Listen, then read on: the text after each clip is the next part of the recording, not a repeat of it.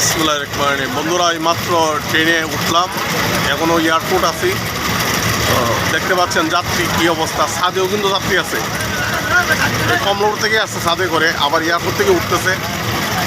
মানে টিকিট কাটতে এসে স্ট্যান্ডিং টিকিট নিতে হয়েছে।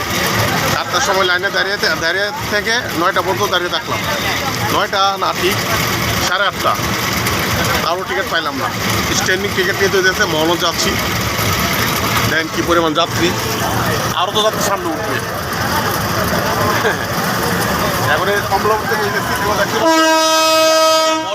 মানে 3জন করে দেখতে পাচ্ছেন, প্রত্যেকটা সিটে 3জন, আর বসার কোনো সুযোগ নেই। এদিকে দেয় 3জন, এই যে 3জন দেয়। উনি ঘুমায় 3 দিনের ও ঘুমা। এই যে আরও দেন সবাই ঘুমাচ্ছে এরকম।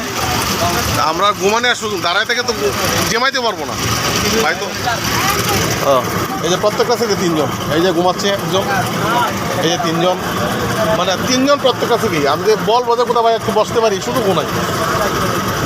এই অবস্থা। যাই হোক, সবার যাত্রা শুভ হোক। যাই সবাই নারীর টানে বাড়ি যাওয়া, এটা হলো শিকড়ের টানে বাড়ি যাওয়া মূলত। সবাই যাচ্ছি, শুভকামনা সবাইকে, ঈদ মোবারক।